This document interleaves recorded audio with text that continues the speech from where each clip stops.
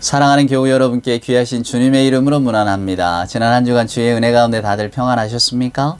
봄비가 내렸습니다. 정말로 기다리고 기다리던 가뭄이 심하다는 소리가 남부에서 들려왔는데 또 산불이 여기저기도 많이 나지 않았습니까? 근데 봄비가 내려서 이것들을 다 끄고 또 우리에게 소망을 보여주었죠. 예수님의 부활이 저는 그런 거라고 생각합니다. 죽음, 가뭄이 메말랐다는 뜻이잖아요. 우리들의 인생의 삶이 메말라지고 결국은 육신의 에너지가 다 메말라질 때 우리가 죽음을 맞이하게 되는데, 죽음으로 끝날 것 같았던 우리들의 삶이 결국 저나 여러분에게 또 부활의 소망으로 다가옵니다. 우리 예수 믿는 분들은 그래서 이 부활절을 예수님의 탄생하신 성탄절과 더불어 교회력으로는 가장 크게 지키고 있죠. 자, 이 부활절 아침에 여러분의 마음은 어떠십니까? 부활절 계란은 다 드셨나요? 부활절 계란을 못 받으셨으면 일부러라도 삶아서 이건 부활절 계란이야 이렇게 하시고 아침에 한번 드셔보시기를 바라고요. 이 부활의 소망, 이 기쁨을 가지고 우리가 함께 예배합니다. 똑같은 주일이지만 그래도 부활절이라고 교회력으로 정해놓았고 또 우리가 부활을 지키니 이 부활의 소망을 가지고 예배하는 이 아침이 저희들의 마음속에 더 크고 상쾌하게 다가왔으면 좋겠습니다. 우리 함께 경배찬송 부르면서 부활절 아침 예배 시작을 할까요? 23장 만입이 내게 있으면 그 입 다 가지고 오늘은 1절과 4절 함께 찬송하면서 부활절 주일 아침 예배 우리 하나님께 드립니다. 만입이 내게 있으면 그 입 다 가지고 내 구주 주시는 종을 늘 찬송하겠네. 내 죄의 권세 깨뜨려 그 결박 푸시고 이 추한 마음을 비로소 곧 정케 하셨네. 아멘. 사도신경으로 우리들의 신앙을 고백합니다. 전능하사 천지를 만드신 하나님 아버지를 내가 믿사오며 그 외아들 우리 주 예수 그리스도를 믿사오니 이는 성령으로 잉태하사 동정녀 마리아에게 나시고 본디오 빌라도에게 고난을 받으사 십자가에 못 박혀 죽으시고 장사한 지 사흘 만에 죽은 자 가운데서 다시 살아나시며 하늘에 오르사 전능하신 하나님 우편에 앉아 계시다가 저리로서 산자와 죽은 자를 심판하러 오시리라. 성령을 믿사오며 거룩한 공회와 성도가 서로 교통하는 것과 죄를 사하여 주시는 것과 몸이 다시 사는 것과 영원히 사는 것을 믿사옵나이다. 아멘. 부활절 성시 함께 교독하겠습니다. 오늘 교독문 133번입니다. 부활 아침에 이 부활절 성시를 함께 우리가 한 절씩 교독함으로써 주님의 부활의 소망을 다시 한번 되길 수 있기를 바랍니다. 하나님께서 그를 사망의 고통에서 풀어 살리셨으니 이는 그가 사망에 매여 있을 수 없었음이라.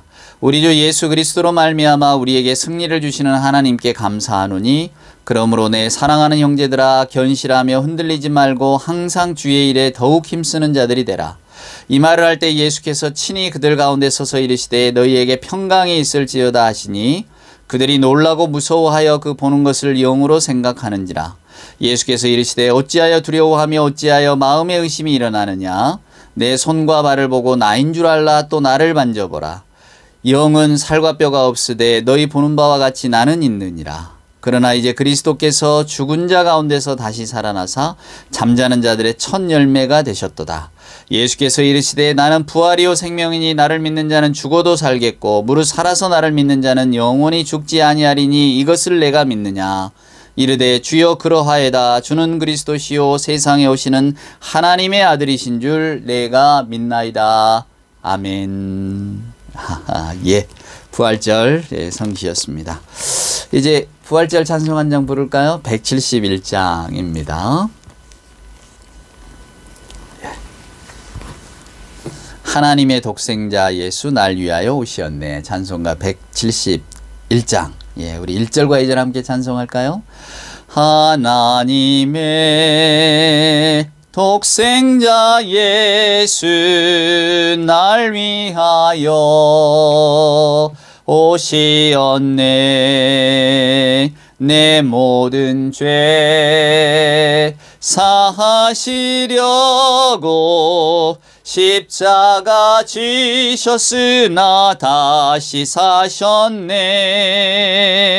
살아계신 주 나의 참된 소망 두려움이 사라지네. 사랑의 주내 갈 길 인도하니 내 모든 삶의 기쁨 늘 충만하네. 주 안에서 거듭나누리 기뻐하며 찬양하리. 내 가슴 속에 넘치는 확신 우리의 가는 길에 소망 넘치네.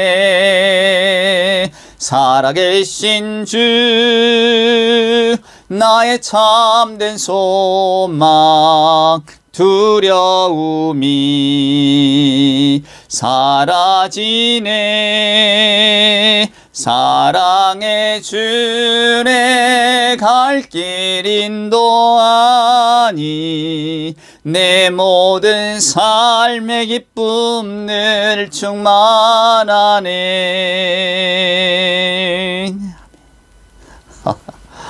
예, 힘이 나는 찬송입니다. 예, 함께 기도하겠습니다. 사랑과 은총으로 함께 하시는 하나님 아버지 감사합니다. 오늘 주께서 부활하신 이 복된 부활의 주일 아침을 맞게 하시니 하나님 감사합니다. 죽음의 권세를 이기고 우리 주님이 부활하셨습니다. 암흑의 권세를 깨트리고 새벽빛을 비추셨습니다. 억압과 치욕의 십자가를 벗어버리고 자유한 몸으로 부활하셨습니다. 우리 주님께서 부활하셨습니다. 아버지 하나님, 우리 주님의 부활은 우리의 근심과 걱정과 불안을 떨쳐버리고 눈물을 거두고 울음을 그치라고 명령하시는 부활입니다. 부활의 새벽에 마음의 불안과 근심 걱정을 극복하고 저희들 부활의 희망을 선포합니다. 우리 예수님이 부활하셨습니다. 하나님의 형상을 왜곡시키고 인간의 생명과 생활을 말살하는 우상과 비인간화의 죽음의 세력을 이기시고 생명과 영혼과 하나님의 모습을 되찾아 참되고 떳떳한 하나님의 자녀로서 오늘 이 시간 저희 모두가 부활의 신앙을 고백합니다. 사랑의 부활을 선포합니다. 부활하신 예수님과 함께 저희들도 부활을 경험합니다. 아버지 하나님, 우리의 삶이 부활하여 새 생명을 얻고 우리의 생각이 부활하여 새로운 안식을 얻어 부활하신 그리스도의 사랑을 경험합니다. 아버지 하나님, 오늘 이 아침 죽은 자에게만 부활이 있는 것이 아니라 산 자에게도 부활이 있다는 것을 깨달아 알게 하여 주시옵소서. 부활하신 그리스도와 함께 만나서 부활하신 그리스도의 손의 못자국을 만질 때 세상의 고통과 세상의 못자국도 만질 줄 아는 저희들이 되게 하여 주시옵소서. 부활하신 그리스도와 함께 만나서 이웃과 함께 먹고 마시고 기쁨과 슬픔을 나눌 때 우리는 부활하신 그리스도와 함께 기쁨과 슬픔을 나누고 먹고 마시는 것을 알게 하여 주시옵소서. 사랑의 부활 하나님, 우리 주님께서 일어나 갈릴리로 가라고 말씀하셨던 것처럼 지옥의 땅 소외 그늘진 곳에서 버려진 사람들 혹은 소외된 사람들 혹은 슬퍼하며 우는 사람들, 하나님 그들과 함께 사랑으로 부활하신 주님을 만날 수 있도록 우리에게 부활의 자리가 우리 마음속에 있을 수 있도록 주여 도와 주시옵소서. 부활을 말하는 우리들 가운데 오신 부활하신 우리 구주 예수 그리스도의 이름으로 간절히 기도드리옵나이다. 아멘. 오늘 이 부활주일 아침에 제가 여러분과 함께 묵상할 하나님의 말씀은 누가복음 16장에 있는 말씀입니다. 예, 부활절 아침에 이 말씀을 읽다니 의아하신 분도 있을지 모르겠는데 오늘 저는 이 말씀을 꼭 한번 나눠보고 싶었어요. 자, 예, 누가복음 16장 1절 말씀부터 제가 한번 읽어보겠습니다. 이 불의한 청지기라고 흔히 알려진 그런 이야기죠. 자, 누가복음 16장 1절입니다. 또한 제자들에게 이르시되 어떤 부자에게 청지기가 있는데 그가 주인의 소유를 낭비한다는 말이 그 주인에게 들린지라. 주인이 그를 불러 이르되 내가 네게 대하여 들은 이 말이 어찌 됨이냐. 내가 보던 일을 세마라. 청지기 직무를 계속하지 못하리라 하니 청지기가 속으로 이르되 주인이 내 직분을 빼앗으니 내가 무엇을 할까. 땅을 파자니 힘이 없고 빌어먹자니 부끄럽구나. 내가 할 일을 알았도다. 이렇게 하면 직분을 빼앗긴 후에 사람들이 나를 자기 집으로 영접하리라 하고 주인에게 빚진 자를 일일이 불러다가 먼저 온 자에게 이르되 내가 내 주인에게 얼마나 빚졌느냐. 말하되 기름 100마리니이다. 이르되 여기 내 증서를 가지고 빨리 앉아 50이라 쓰라 하고 또 다른 이에게 이르되 너는 얼마나 빚졌느냐. 이르되 밀 100석이니이다. 이르되 여기 내 증서를 가지고 80이라 쓰라 하였는지라. 주인이 이 옳지 않는 청지기가 이를 지혜 있게 하였으므로 칭찬하였으니 이 세대의 아들들이 자기 시대에 있어서는 빛의 아들들보다 더 지혜로움이니라. 내가 너희에게 말하노니 불의의 재물로 친구를 사기라. 그리하면 그 재물이 없어질 때에 그들이 너희를 영주할 초소로 영접하리라. 아멘. 우리 예수 믿는 분들에게 부활주일은 성탄절과 더불어서 가장 의미 있는 주일입니다. 그리고 여러분도 교회 다니는 횟수만큼 이 부활절 설교를 들어오셨을 것이고 또 부활절에 관한 단상들을 가지고 계실 겁니다. 목사도 마찬가지입니다. 이번 돌아오는 부활주일 또 성탄절도 마찬가지입니다만은 이 똑같은 말씀에서 좀 벗어나서 어떻게 좀 새로운 충격을 드릴 만한 말씀을 준비할 수 있을까 항상 고민하거든요. 그래서 오늘은 저도 부활절과 어울릴 것 같지 않는 이 본문의 말씀을 가지고 저와 여러분에게 예수님의 부활이 어떤 의미인가를 한번 생각해 보려고 합니다. 캐서린 맨스필드라고 하는 영국의 한 여류 소설가가 있습니다. 이가 이제 35세 결핵에 걸려 죽었는데요. 아쉽죠, 그 나이가. 예, 그렇습니다. 그런데 그 아주 주옥 같은 단편, 몇 편 남기지도 못했어요. 너무 일찍 죽었기 때문에. 근데 영국 최고의 단편 소설 작가라고 일컬어지는 사람, 버지니아 울프가 유일하게 그 재능을 질투했다고 하던 이 사람, 이 캐서린 맨스필드라고 하는 이 작가가 쓴 단편소설 가든 파티라고 하는 책을 소개하면서 오늘 말씀을 한번 이렇게 시작해 볼까 합니다. 로라라고 하는 사춘기를 막 지난 여자가 있습니다. 근데 얘는 귀족의 딸이고 부잣집 딸이었어요. 길 하나를 사이에 두고 이제 부자 동네, 가난한 동네가 있는 겁니다. 언뜻 그려지실 겁니다. 근데 이 로라는 부잣집 딸이었고 이 집에서는 언제나 봄이 오면 파티를 합니다. 그게 이제 가든 파티인데요. 꽃들이 피어나고 또 그럴 때에 아주 한껏 잔치를 벌입니다. 이제 꽃잔치죠. 그래서 가까운 사람들 부르고 맛있는 음식 준비하고 그래서 그 해도 이렇게 아주 그냥 떠들썩한 잔치가 준비되고 있어요. 그런데 이제 이 로라라고 하는 이 소녀가 주인공이니까 이 시선에서 뭐 가난한 인부들의 모습도 드러나고 막 그렇습니다. 하여간 막 들떠 있어요.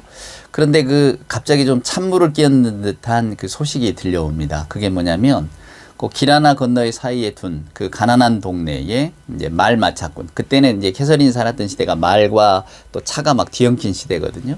말에다가 짐을 실어서 날라주는 짐마차꾼 스코트라고 하는 남자가 말에서 떨어져 죽었다 하는 소리가 들리는 겁니다. 갑자기 나타난 이 차에 놀래갖고 말이 드는 바람에 떨어져 죽었단 말이에요. 그러니까 이제 이 사춘기 소녀잖아요, 로라가. 그래서 엄마에게 또 누이들에게 이런 이야기 합니다. 아니, 우리가 내일 잔치를 해야 되는데 그러려고 이렇게 가든 파티 준비를 하고 있는데 우리들의 이 즐거운 소리가 저 이렇게 이웃 지금 장례식인데 그리 넘어가는 게 좀 민망하지 않느냐. 그래서 이 가든 파티를 올해는 좀 안 하면 어떨까, 중단하면 어떨까, 이런 이야기를 하는데 그 어머니랑이 다 대수롭지 않게 여겨요. 뭐 그럴 수도 있는 거지 이러면서. 근데 이 소녀 마음에 조금 꺼리낌이 있단 말입니다. 그때가 어머니가 얘를 이제 거울 앞에 데려가서 까만 벨벳으로 또 이렇게 장식이 된 모자 하나를 씌워줘요. 야, 이 모자 어떠냐? 너한테 참 어울리고 내일 파티에 정말로 아주 네가 주인공이 될 것 같은 그런 어떤 아름다움이 있는 넌 어떠냐? 근데 이 로라도 이렇게 거울을 보고 모자를 써보니까 예쁜 자기가 너무 마음에 들거든요. 그게 이제 그걸 잊어버렸어요. 그 사건을 잊어버리고, 그리고 이제 가든 파티를 벌렸습니다. 사람들이 놀러 오고 아주 너무나 재미나고 너무나 흥겹게 가든 파티가 다 끝났어요.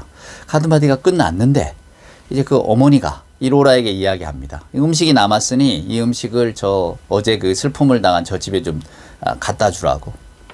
로라는 마음에 내키지 않았지만 네가 가라고 하니까 할 수 없이 이제 그 어머니의 말씀을 듣고 이제 그 음식을 싸서 장례식 그 집으로 갑니다. 근데 그 집은 이제 뭐 아이가 5이나 되고 그런데 이제 갑자기 남편이 이 가장이 죽은 거란 말이에요. 그러니까 이 로라도 마음이 무겁습니다. 얼마나 불쌍하고 안 됐을까. 그래서 이제 얼른 그 음식만 전해주고 나는 와야지 그랬단 말이에요. 그래서 그냥 내키지 않는 발걸음으로 그 집에 가서 문을 두드리고 문을 열어주고 이제 얼른 이 음식을 가져왔다고 주고 그냥 나오려고 하는데 그 부인이, 그러니까 스코트의 부인이죠. 미망인이 그래도 왔으니까 죽은 사람 얼굴이라도 좀 보고 가라고, 장례 뭐 마지막 인사라도 좀 하고 가라고 이런 거예요. 그래서 이제 할 수 없이 자기가 쭈뼛쭈뼛 들어가서 이제 그 망자, 죽은 사람, 사고로 죽은 스코트의 얼굴을 이렇게 보는데 그렇게 편할 수가 없는 겁니다. 얼굴이. 그러니까 그 가난한 집에 들어올 때부터 로라의 코에 파고드는 그 아주 그 불쾌한 냄새, 지저분한 뭐 집안, 뭐 모여든 사람들 다 꾀죄자잖아요. 아까 조금 전까지만 해도 자기 집에 왔던 그 화려하고 멋있고 예쁘고 아주 그런 뭐 이런 그 손님들에 비하면 이 집은 장례식에 모인 사람들은 다 초라하고 추레하고 가난하니까요. 또 뭐 얼마나 뭐 살림이 제대로 있겠습니까? 뭐가 집이 꾸며졌겠습니까? 그러니까 그런 속에서 이제 그냥 얼떨결에 들어오게 됐는데, 그리고 이제 이전 아이가 5이나 되는데 가장이 죽었으니 얼마나 이제 그게 비극적입니까? 근데 그 남자의 얼굴을 보니까 그렇게 편안할 수가 없는 거예요. 그리고 그 미망인이나 거기 모여든 그 장례식에 모여든 사람들도 자기를 너무 이렇게 따뜻하게 환대를 해 주는 겁니다. 그래 이제 로라가 어떻게 했을까요, 여러분? 예, 갑자기 그 예쁜 모자를 쓰고 있었거든요. 근데 그 모자를 이렇게 벗으면서 제 모자를 용서하세요. 그리고는 뛰쳐나옵니다. 내 모자를 용서하세요. 그러니까 장례식장에는 전혀 어울리지 않는 모자였던 거죠. 근데 그냥 쓰고 왔단 말이에요. 그냥 파티가 끝나고 음식을 드리러 왔으니까. 근데 갑자기 거기서 이제 모자가 생각이 나는 거죠. 그래서 모자를 벗으면서 내 모자를 용서하세요. 그리고 이렇게 막 달려 나오다가 자기 오빠를 만납니다. 그러면서 인생이 뭐냐, 인생이 이러면서 소설이 끝나요. 여러분 꼭 읽어보세요. 가든 파티. 한자로는 원유회라고 합니다만은, 예. 내 모자를 용서하세요. 저는 그 소설을 덮으면서 로라가 이렇게 좀 나이가 들었으면 좋겠다는 생각이 들었어요. 내 모자를 용서해 주세요라고 하는 그 마음으로 로라가 세상을 살아갈 수 있다면 얼마나 좋을까. 그 아이가 나이를 먹어서도 이렇게 살아갈 수 있다면 더불어 사는 사회가 좀 따뜻해지겠지라는 생각이 들었어요. 오늘 이 누가복음 16장에 있는 이야기는 그 마태복음 20장에 여러분 그 품꾼 이야기 생각나십니까? 포도원 품꾼. 왜 아침에 온 품꾼이나 저녁에 와서 1시간 일한 품꾼이나 다 똑같이 대접하는 주인 말입니다. 저는 맨 처음에 이제 신학을 공부하면서 그 본문을 대했을 때 굉장히 충격을 받았어요. 이게 하나님의 나라구나. 이게 하나님이구나. 이 모습이 하나님의 모습이구나. 그래서 저는 그 본문에 감동해서 그 대학 졸업할 때 저희들 조그맣게 신학 학생들에게 요구되어지는 그 소논문 주제, 소논문이 있거든요. 그 소논문의 주제로 삼아서 그 본문을 논문으로 썼던 기억이 있습니다. 너무 저에겐 충격이었으니까. 근데 오늘 우리가 읽은 이 누가복음 16장의 이 불의한 청지기, 부정직한 청지기 이야기도 저에게는 굉장히 좀 충격으로 남은 이야기예요. 처음에 이해가 잘 안 됐거든요.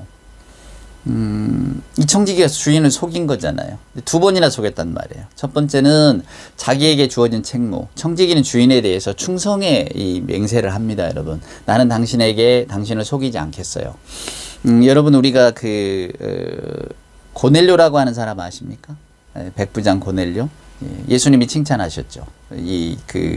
백부장의 믿음을 칭찬하셨고, 또 나중에 그 베드로는 이 고넬료라고 하는 사람의 집에 가서 또 세례를 베풀기도 하잖아요. 그런데 이 백부장의 이야기가 나옵니다. 그러니까 사도행전과 이 예수님의 이야기가 좀 겹치는 부분이 있는데, 어찌됐건 간에 로마의 대장이었던 백부장 이야기, 예수님이 백부장의 믿음을 칭찬하신 적이 있어요. 왜냐하면 백부장이 이런 이야기를 합니다. 어떻게 제가 예수님을 모실 수 있겠습니까? 그냥 가라면 가고 오라면 오는 것이 우리들의 어떤 세계 법도인데 예수님이 굳이 안 오셔도 말씀만 하셔도 우리 하인이 나을 것 같다고 이런 말을 하니까 예수님이 내가 이런 믿음을 본 적이 없다 이렇게 말씀하거든요. 그러니까 믿음이라고 하는 것은 고대 세계의 여러분 윗사람이 아랫사람에게 시키는 것을 그대로 순종하는 게 믿음이에요. 조금 낯섭니까 여러분 개념이? 그래서 우리는 예수에 대한 믿음 또는 예수님의 믿음 이걸 구분해서 말을 하는데 흔히 이제 우리가 예수 믿음을 이야기합니다. 예수님이 겟세마네 동산에서 이 잔이 피할 수 있으면 내가 피하게 해 주세요. 하지만 피할 수 없다면 저는 그대로 받겠습니다. 이게 예수님의 믿음이거든요. 그러니까 하나님에 대한 절대 신뢰죠. 그러니까 고대 세계의 어떤 그 믿음이라고 하는 것은 이렇게 말씀하면 그대로 순종하는 이 신뢰가 있단 말이에요. 이게 기본이 된 사회예요. 사회, 충성사회, 믿음사회라 그 말입니다. 그러니까 오늘 이 예수님의 말씀 속에 이 청지기도 주인에게 충성을 다해야 될 의무가 있어요. 근데 이 사람이 충성을 안 했거든요. 왜? 속였잖아요, 주인을. 그러니까 주인이 만약에 내게 네가 청지기라고 하는 것은 중간의 관리자니까 소장농들에게 만약에 농산물에 열을 가지면 나한테 7을 주고 너는 셋 가져라. 요렇게 해서 약속을 맺었단 말이에요. 근데 이 청지기가 속였나 봐요. 7 보내야 될 걸 6개만 보내고 자기는 4개를 얻었든지 아니면 7 보내되 자기가 10개를 걷는 게 아니라 11개를 걷어서 자기가 조금 더 갔든지 어찌됐건 주인을 속인 겁니다. 근데 이제 주인이 그 소리를 들었단 말이에요. 그러니까 이 청지기를 결국 해고한 겁니다. 너는 나에게 충성을 다하지 못했으니까 너는 해고야. 이랬단 말이에요. 그러니까 이 청지기가 갑자기 이제 그 자기 직업을 잃게 됐잖아요. 주인이 아마 뭐 연말까지 일하고 그만둬 뭐 이렇게 이야기를 했겠죠. 그러니까 이제 일을 그만두기 전에 아직은 청지기의 신분이 남아 있을 때에 그리고 자기 주변에 있는 사람들이 내가 이제 청지기 일을 이제 못하게 됐다라고 하는 소문이 퍼지기 전에 지금 어떻게 이 일을 수습할까를 고민하는 장면이에요. 근데 이 사람은 주인의 호의를 더 나쁜 일로 갚습니다. 한 번 더 속이기로 한 거예요, 주인을. 그죠? 왜? 여기 3절에 보면 나도 살아야 되니까. 내가 뭐 땅을 파자니, 즉 노동을 하자니 내가 너무 힘이 들고 그렇다고 누구에게 구걸하고 손 벌리자니 그냥 부끄러운 일 아닌가. 그럼 나는 어떻게 앞으로 살아야 될까? 어차피 이제 이 청지기를 못하게 됐는데 내 가족은 누가 어떻게 먹여 살리나 할 때에 이러면 되겠구나. 그러면서 주인을 한 번 더 속입니다. 어떻게 속입니까? 주인에게 빚진 자들, 이때는 뭐 다 빚진 자들이니까요. 주인에게 빚진 자들을 불러서 그 빚을 자기가 탕감을 해주는 겁니다. 자기가 10개 빚졌으면 너 5개만 빚졌다고 일종의 사문서 위조를 한 거죠. 그러니 이 빚 탕감 받는 사람의 입장에서는 너무 고맙죠. 그죠? 빚이라고 하는 것이 갚아도 갚을 수 없는 게 빚 아닙니까? 근데 그것을 반으로 뚝 잘라주고 얼마 일부를 탕감을 해주니까 얼마나 좋았겠어요. 자, 그런 일을 벌인 겁니다. 오늘 이 청지기의 목적은 어떤 거죠? 그렇습니다. 나도 살아야 되니까.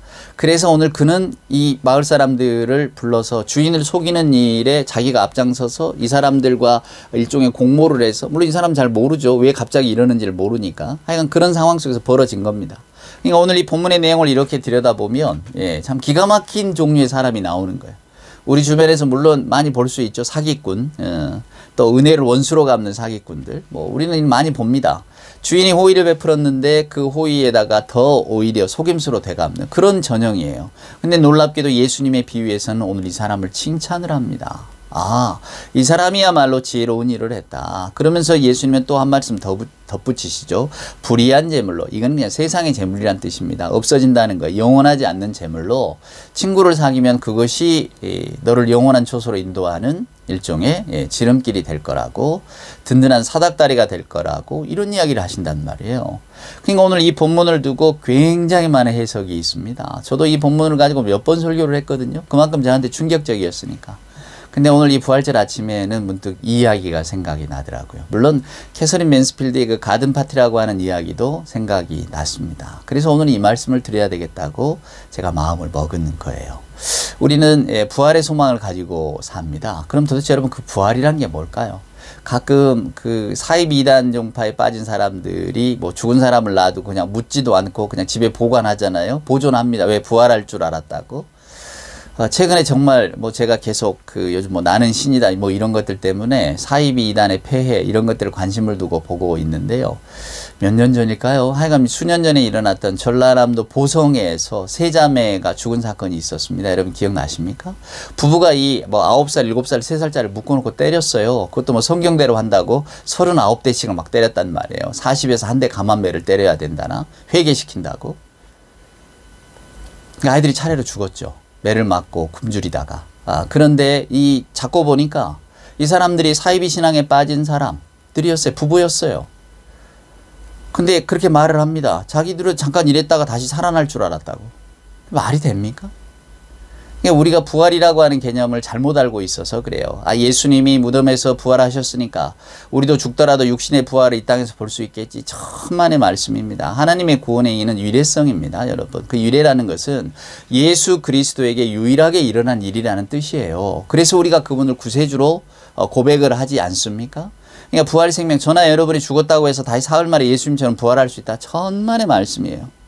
만약에 여러분 가운데 누군가가 기도하면 죽은 사람도 살아나고 부활한다고 이야기한다면 그거는 100% 사입이라고 보시면 됩니다. 예. 하나님은 그런 식으로 우리에게 신앙의 징표를 보여주지 않으세요. 이미 예수 그리스도에게 일어난 사건 그 단 일회성으로 우리의 구원은 완성되었기 때문에 이제 그런 일은 우리 주변에서 일어나지 않는다 그 말입니다. 그래서 부활이라고 하면 여러분 우리 육신의 생명이 죽었다가 다시 살고 혹은 뭐 사이비 교주들이 이야기하는 것처럼 나는 영원토록 죽지 않는다. 천만의 말씀이거든요. 하나님이 우리 인간에게 시간이라고 하는 질서를 부여를 하셨기 때문에 우리는 이 시간 속에서 살아갈 수밖에 없고 시간은 영혼과 반대이기 때문에 우리에게는 반드시 우리의 시간이 멈추는 날, 즉 육신의 죽음이 온다 그 말입니다. 여러분 하나님의 때는 알 수 없고 주님 다시 오시기 전까지는 우리는 이 땅에서 사는 생명의 시간이 끝나면 다 죽을 겁니다. 육신은 다 오늘 성경 말씀처럼 흙으로 돌아갑니다. 그럼 도대체 부활 생명이 뭘까요? 부활이라는 게 뭡니까? 예수님의 부활의 어떤 그 흔적들을 이렇게 살펴보면 우리가 살고 있는 이 시공간의 세계하고는 전혀 다릅니다. 그죠 여러분? 벽이 있어도 그냥 뚫고 가시고 그럼에도 불구하고 소통도 하시고 또 드시기도 하시고 우리가 알 수 없는 그런 세계란 말이에요. 그러니까 우리가 경험하고 저와 여러분이 짐작할 수 있는 세계를 뛰어넘는 정말로 질적으로 다른 세계 속에서 예수님의 부활은 우리에게 증거되고 있다 그 말입니다. 그러니까 저나 여러분이 이 현실의 생활 속에서 우리가 죽은 자가 살아나고 이런 부활의 경험을 할 수 있겠다? 그렇지 않습니다. 그것은 이미 현실이라고 하는 시공간을 뛰어넘어야 되기 때문에 우리가 지금 경험하는 식으로의 부활은 없다라고 하는 것을 단언해도 좋을 겁니다. 그럼 도대체 여러분 우리가 왜 매년 부활주일마다 주님의 부활을 이야기하고 또 주님의 부활을 찬송하고 아까 우리가 찬송했던 것처럼 그리고 주님의 부활이 우리에게 일어나기를 고대하고 있는 걸까요? 그것은 부활의 의미가 우리 삶 속에서 녹아지라는 것입니다. 우리 주님 부활하셨다는 것은 뭘 의미합니까?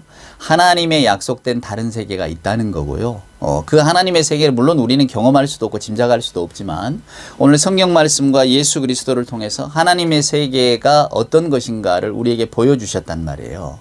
그러니까 예수를 믿는 우리들은 하나님의 세계를 인정하고 들어가는 사람들입니다. 우리 눈앞에 보이는 이 세계가 전부가 아니라는 것을 마치 컴퓨터에 전원을 뽑으면 컴퓨터가 끝나는 것처럼 우리 인생은 육신의 죽음으로 그냥 딱 끊어지는 것이 아니라는 것을 우리는 믿고 있는 사람들이거든요.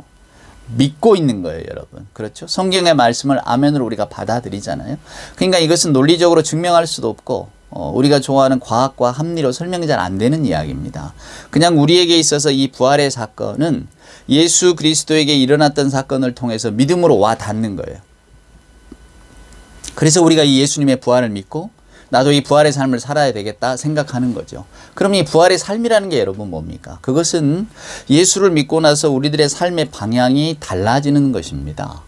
제가 지난주에도 말씀드렸지만은 예수님을 믿고 삶의 방향이 달라진다고 하니까 이 땅에 사는 관계들, 조건들 다 끊어내고 그냥 나는 오직 주님만 보고 살겠다. 이런 분들이 있어요. 이게 이제 사이비 이단인데 그런데 사이비 이단을 그렇게 만드는 사람들이 그런 과연 그렇게 사느냐? 그렇지 않아요. 다 저축하고 돈 모으고 갖은 명목으로 헌금 걷어들이고 여러분 그죠? 수조 원의 재산을 가지고 떵떵거린단 말이에요. 그러니까 교주가 죽어도 계속해서 그 종파가 없어지지 않는 겁니다. 왜?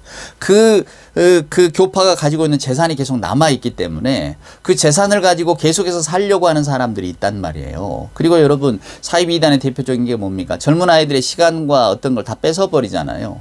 그러니까 사회로 돌아가고 싶어도 돌아갈 수 없게 만드는 거예요. 이미 그 좋은 시절에 혹은 준비를 해야 되는 시절을 다 뺏어버렸기 때문에 사회로 돌아가면 너 뭐 할 거냐? 빌어먹고 살 거냐? 오늘 이 청지기처럼 너 아무것도 못해. 너 어떡할 거야? 그러니까 우리에게 그냥 붙어 있어야지. 그러니까 사이비단을 뛰쳐나온 사람들이 다시 돌아가기도 합니다. 왜? 그들의 미래가 답보가 안 되니까. 그래도 그 안에 들어가 있으면 밥은 굶지는 않으니까. 어차피 자기 어떤 그 인생 꿈 다 착취되는지도 모르고 그래 굶지는 않으니까. 그렇게 사는 겁니다, 여러분. 제가 그 에덴 이야기 드렸잖아요. 에덴 휴게소 거기 가면서 그 가평에 지나다니면서 늘 그 경험을 하면서 저분들이 저렇게 평생을 자기들이 그런 노동을 하고 있다는 걸 모르고 또 어쩌면 저렇게 세뇌되면 저 사람들이 행복할지도 몰라. 왜냐하면 자기들이 거기서 하면서 자기들이 뭔가 보상을 항상 천국의 보상을 기대하고 살아가니까요. 우리가 그냥 일반인들이 내가 돈 모아서 집을 사야지, 돈 모아서 노후를 준비해야지, 막 이런 것들을 생각하고 사는 것처럼 이미 그들은 노후는 주님이 다 책임지실 것이고 집은 없어도 되고 우리 공동체가 있으니까 뭐 먹고 사는 거야 여기서 일하면 밥은 먹여주니까 그냥 그렇게 사는 겁니다, 여러분. 예. 그런데 이제 그걸 이제 세뇌가 되면 벗어나기가 힘든 거죠. 다시 새로운 삶으로 눈을 돌리기가 어려운 겁니다. 근데 우리 건전한 예수 신앙은 그렇지가 않아요. 우리 현실의 삶 가운데서 부활 소망을 가지고 살아가는 겁니다. 그러면 어떻게 된다는 겁니까? 예. 오늘 이 로라라고 하는 제가 그 가든 파티에서 예를 들었던 것처럼 이 사춘기의 소녀가 갑자기 내 모자가 부끄러워지는, 내 모자를 용서하세요, 이런 말을 하는 그런 현상이 우리에게 오게 된다 그 말입니다. 그는 부자들은 편안하고 좋고 활짝 웃지만 가난한 사람들은 늘 찡그리고 또 더군다나 죽었단 말이에요. 그러면 그 분위기가 어둡고 너무 그냥 들어가기도 두렵고 그럴 줄 알았더니 그 안에 들어가니까 망자는 편안하고 또 사람들은 다 따뜻하게 자기를 환영해주고 이게 도대체 뭔가? 이 세계도 사람들이 살고 있구나. 이 세계에도 이 따뜻함과 사랑이 존재하고 있구나. 이런 것들을 느끼는 것 아니에요, 여러분? 예. 그러면서 그가 새로운 경험을 하고 갑자기 자기 모자가 부끄러워지는. 그러니까 내 모자를 용서하세요. 이런 발언이 나오는 겁니다.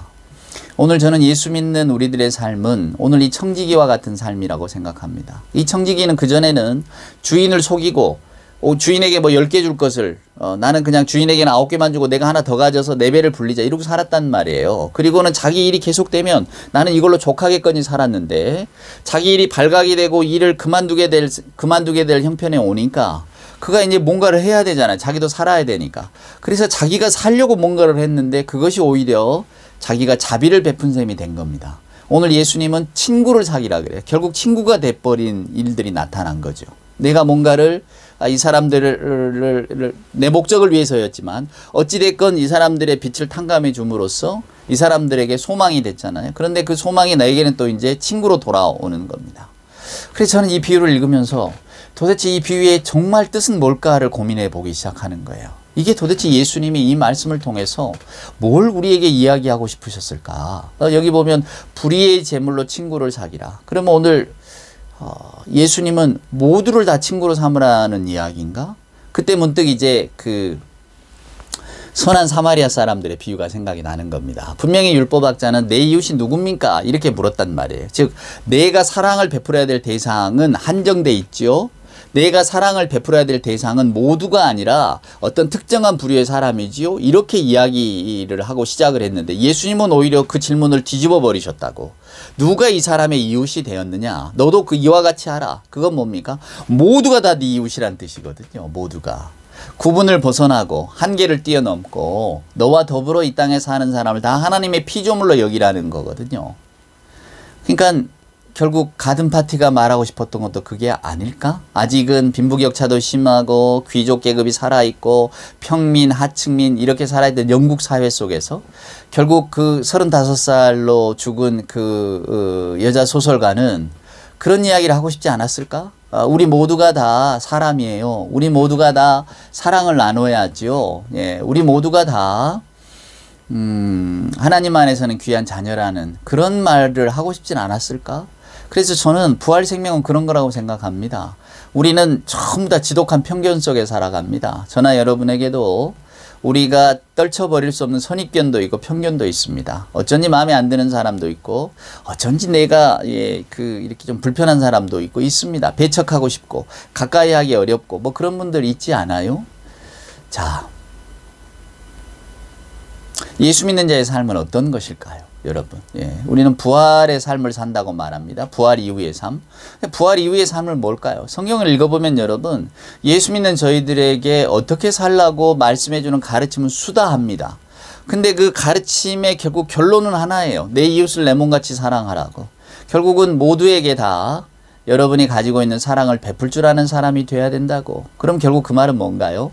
편견 갖지 말고 우리가 홀대하거나 무시하지 말고 대한민국뿐만이 아니라 전 세계적으로 세대 간의 갈등이라든가 이런 게 참 심합니다. 빈부 간의 격차도 심하고 물론 빈부 격차가 그런 걸 만들어내는 것일 수도 있죠.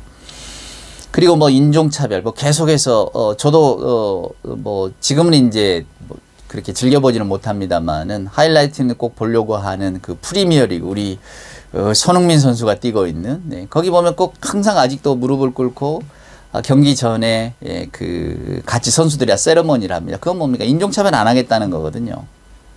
차별 없는 사회를 꿈꾼다는 거거든요. 색깔 때문에 그가 가지고 있는 어떤 그 출신 때문에 우리가 차별하지 맙시다. 우리는 똑같은 인간일 뿐입니다. 라고 하는 거거든요.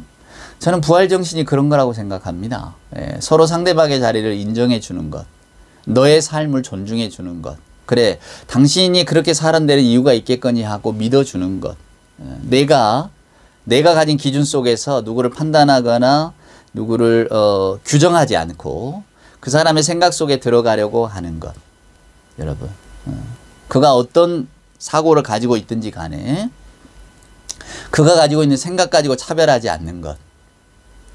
누구에게 해를 끼치는 행동이라든가 뭐 이런 것들을 제가 받아들여 달라고 말씀드리는 건 아니잖아요. 사람이 사람에게 어떻게 폐를 끼칠 수 있겠습니까? 타인이 타인에게 어떻게 위해를 가할 수가 있겠습니까? 타인이 싫다고 하면 말아야지요. 그렇죠, 여러분? 내 자유가 중요하다면 남의 자유도 중요한 것 아니겠습니까? 근데 우리는 이런 마땅한 가르침들을 가지고 있습니다만은 왜 거기까지 나가지 못할까? 그건 우리들의 한계라고 생각합니다. 오늘 주님의 부활의 삶은 우리가 부활하신 주님을 찬송하면서 저와 여러분이 주님의 삶의 어떤 그 부분들을 우리들의 마음의 한기퉁에 새길 수 있다면 저는 부활한 자로서의 삶이라고 하는 것은 우리들의 한계를 뛰어넘어서 주님의 마음으로 다가가는 거라고 생각합니다. 그 주님의 마음은 뭡니까? 주님은 우리 성경 말씀처럼 하나님은 세상을 다 사랑하신 것이지 한 부분만 사랑하신 게 아니란 말이에요. 그리고 모두에게 다 구원의 길을 열어주셨고 그래서 그리스도 예수 이름 아래서 즉 예수를 구세주로 믿는 자들에게 구원의 길을 활짝 열어주신 거잖아요. 그러니까 오늘 우리는 그 주님을 믿고 살아갑니다. 오늘 또 우리가 그래서 부활의 기쁨을 노래하는 거고요. 그러니까 부활의 삶을 산다는 것은 우리의 한계를 뛰어넘어서 내가 못마땅하게 느끼고 또 내가 부지불식간의 어떤 그 마음의 벽을 치는 것들을 뛰어넘는 그래서 그 사람의 삶을 인정해주는 그 사람의 삶의 자리를 우리가 따뜻한 눈으로 바라봐 줄 수 있는 그런 데까지 나아가야 된다고 저는 생각을 해요. 저 사람 저래서 안 돼. 저 사람은 저래서 나하고는 끝이야. 뭐 저런 뭐 어떤 그 우리 뭐 인종이 다르잖아. 벌써 저런 피부색은 다 저래. 뭐 지역이 다르잖아. 뭐 이런 것들을 다 뛰어넘어서 우리가 예수를 믿는다는 것은 이런 혐오라든가 또 차별의 어떤 것들을 넘어서는 게 아닐까? 오늘 이 불의한 정직이 부정직한 정직이는 자기가 모르고 이 일을 했는데도 이게 그 어쩌면 그 사람을 살리는 일이 되고 연합하는 일이 됐다 그 말입니다. 예수님은 그 일들까지도 그 일들을 한번 바라보라라고 하는 거예요. 이 사람의 목적은 그게 아니었어도 오히려 그가 하는 행동은 그 빚진 자들을 결국 살게 하는 거잖아요. 우리의 삶이라고 하는 것은 그렇게 나아가야 된다고. 그리고 그런 삶을 우리가 살아갈 수 있을 때에 하나님이 기뻐하시는 일이라고. 이게 천국의 영원한 처소가 그것을 의미하는 것 아니겠어요? 부활의 아침입니다. 부활 소망을 갖고 여러분은 어떻게 살아가시는지. 저는 부디 우리 예수님이 그러셨던 것처럼 부활 소망을 갖는 우리가 그래서 정말 예수 믿는 분들이 이 땅에 많아질 때에 저분들로 인하여서 세상이 더 포용력이 많아지고 넓어지고 종교가 뭔가 남의 종교를 이렇게 폄하하거나 혹은 내 종교 밖에 있는 사람들을 뭐 무시하거나 혹은 뭐 죽여도 좋다고 하는 종교 전쟁까지도 일으키는 그런 게 아니고, 사회가 비록 그렇게 뭐 먹고 사는 문제 때문에 혹은 뭐 여러 가지 감정의 문제 때문에 날서서 나간다고 해도 예수 믿는 우리들이 그것을 좀 넘어설 수 있는, 그 벽을 공고히 세우는 게 아니라 오히려 뭐 내가 의도했든 의도하지 않았든 그러한 벽들을 허무는 삶을 살아갈 수 있다면 그것이 바로 부활의 삶이 아니겠는가라는 생각을 해봅니다. 여러분, 오늘 이 부정직한 청지기의 이야기도 또 맨스필드의 그 가든파티 이야기도 한번 마음속에 곰곰이 생각하시면서 이 한 주간은 내 모자를 용서하세요 라고 이야기했던 그 사춘기 소녀의 말이 우리들의 마음을 계속해서 이렇게 두드리는 그런 한 주간이 될 수 있기를 우리 주님의 이름으로 축원을 드립니다. 기도하겠습니다. 이제는 우리 구주 예수 그리스도 크신 은혜와 아버지 하나님의 만극하신 사랑하심과 성령님의 감동 감화 위로 충만하심이 부활의 아침, 부활의 기쁨을 함께 나누면서 이 부활의 소망을 가지고 어떻게 살까를 고민하는 우리 예배하는 모든 교우들 머리머리 위에와 저들의 생각과 신앙과 또한 삶의 결단 위에 주님 사랑하시는 복된 교회 위에 이제로부터 영원 무궁토록 함께하여 주옵기를 간절히 축원하옵나이다. 아멘.